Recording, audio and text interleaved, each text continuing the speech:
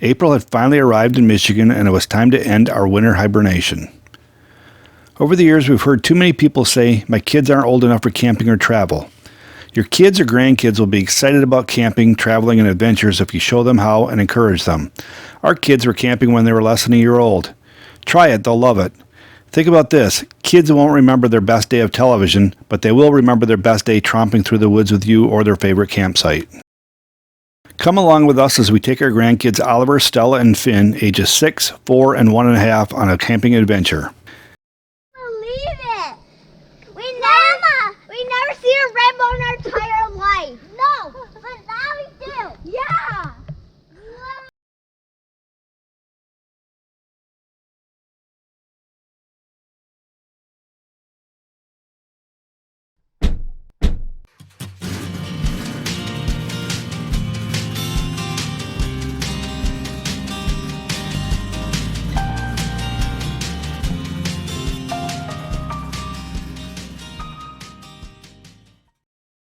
In an attempt to dodge the rainy weather overtaking Michigan from the west, we headed to the east side of the state, 200 miles away, to Tawas Point State Park.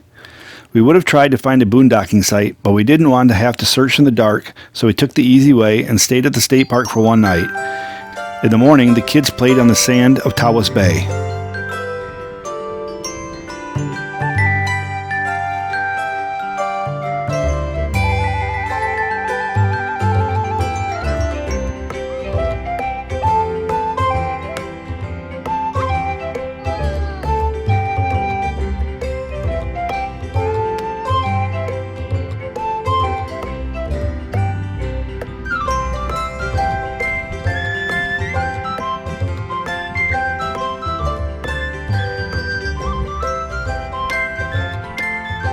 On the same peninsula separating Tawas Bay from Lake Huron and just down the road from the campground, you'll find the Tawas Point Lighthouse. In 1850, the U.S. Lighthouse Service commissioned a light station to safely guide ships into the bay. The first light station was built in 1852 at the end of Tawas Point, then known as Ottawa Point. The prisms of its fifth-order Fresnel lens magnified the light, making it visible to mariners up to 10 miles away. Keepers lived on site to maintain the station and refuel the light using lard oil. By 1873, shifting sands had extended the point far from the first light, rendering it ineffective. It was replaced in 1876 with this 67-foot tower. The lens was replaced in 1892 with a larger fourth-order Fresnel lens, which increased the light range up to 16 miles.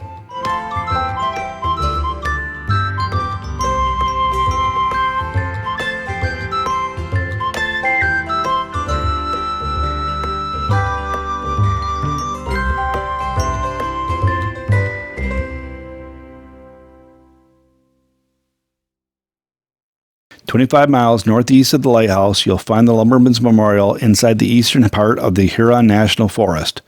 The latter half of the 19th century brought a lumber boom to the woods of northern Michigan. A rapidly growing nation hungered for sturdy white pine to meet the needs of home builders, shipbuilders, and growing industries. Driving logs was exciting but dangerous work. Many crews floated the river from April to September, each in charge of getting their company's logs to the mills. Many of these workers endured 16-hour days, harsh weather, and chilling water to earn $2 a day. A 14-foot bronze statue honors their work. It consists of a log surrounded by three figures, a timber cruiser, a sawyer, and a river rat. The granite base is engraved with a memorial that reads, "Erected to perpetuate the memory of the pioneer lumbermen of Michigan, through whose labor was made possible the development of the prairie states." The men who met the challenge were as hard as the bronze of the statue that honors their courage, endurance, and the contribution to America's growth.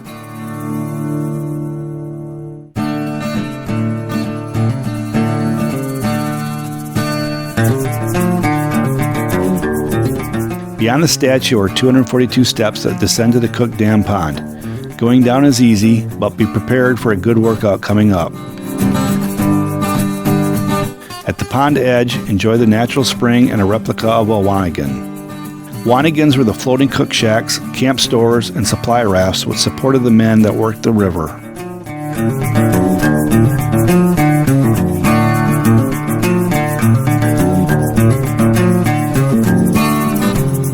These sand bluffs were used for the log rollways.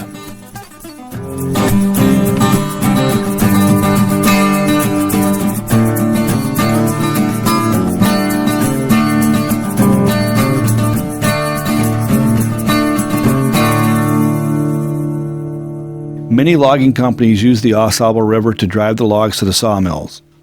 Each company branded its logs with a distinctive symbol by pounding the mark into the log ends with special hammers as part of the branding process. Log branding did not solve the problem of theft. Log rustlers hid in small streams, stole logs from the river at night, and sawed off the marked ends. They remarked the logs with their brand and received payments for timbers they never cut.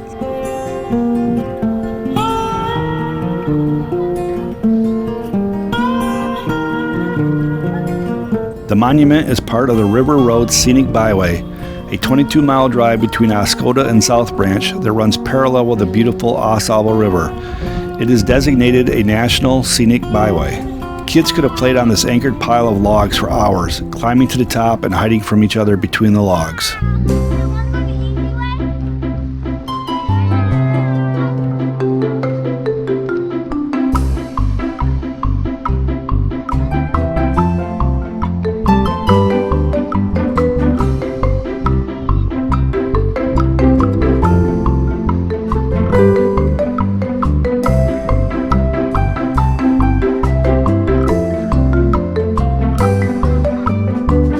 It was time to go search out our next camping spot for the evening in the Huron National Forest.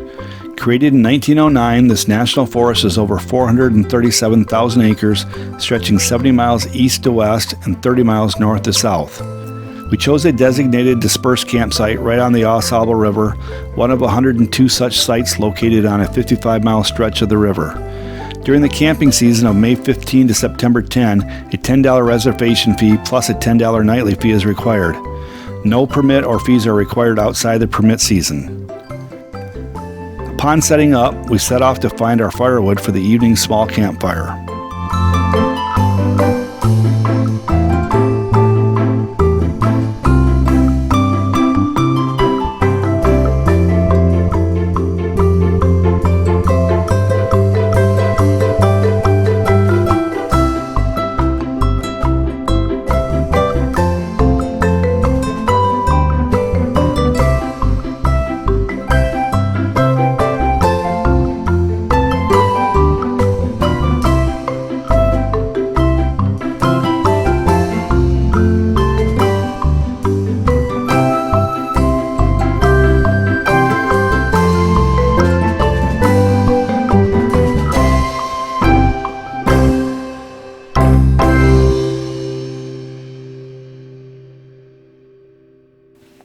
Following one of the brief rainstorms that rolled through, we opened the camper door to a beautiful double rainbow across the Sable River. Oliver and Stella said that was the first rainbow they had ever seen. Believe it! We never seen a rainbow in our entire life. No, but now we do. Yeah. Wow. I've seen a real life rainbow. Look, it goes into the water. Yeah. It does? It's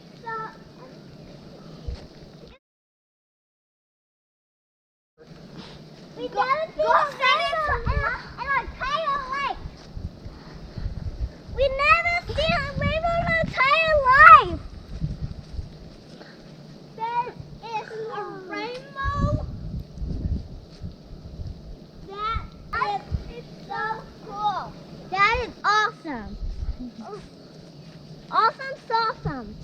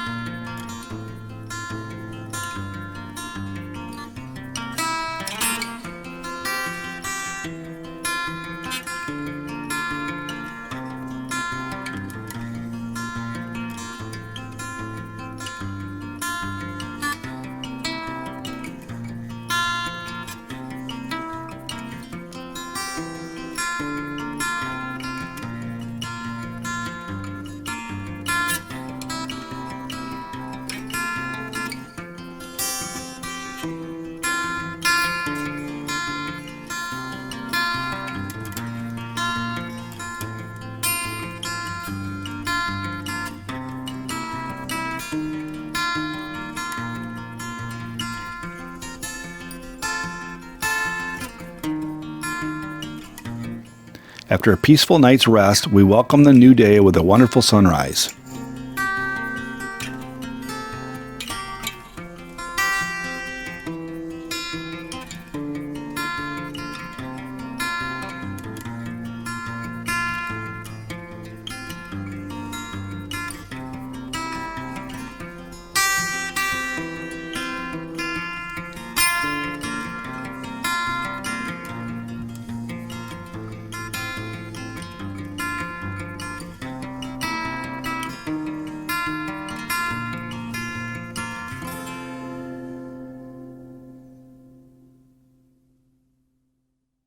Seven miles west of the Lumberman's Memorial, you'll find Iargo Springs. These natural springs are formed from water flowing naturally to the surface from underground before heading to the Sable River.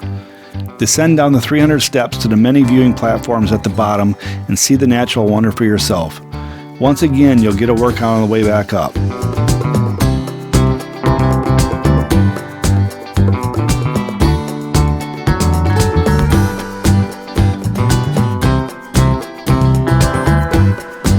Small waterfalls have been created from man-made barriers. The original trail to the springs was constructed in 1934 by the Civilian Conservation Corps. Dams were originally installed to divert water from drinking sources and lasted until the storms destroyed them in 1981.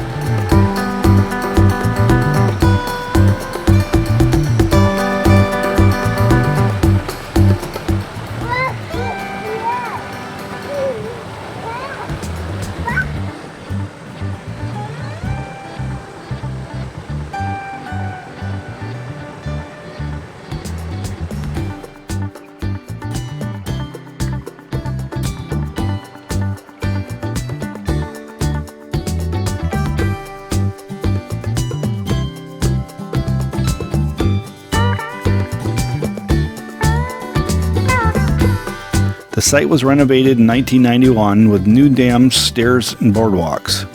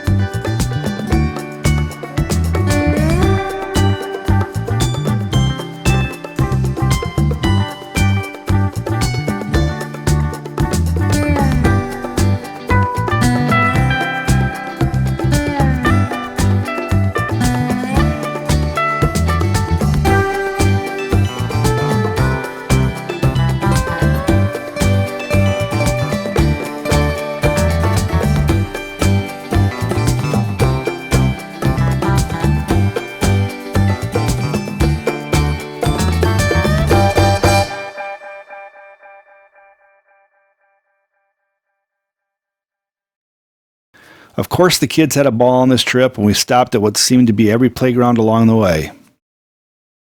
As Charles Swindoll once said, every day in our lives we make deposits in the memory banks of our children. Until next time.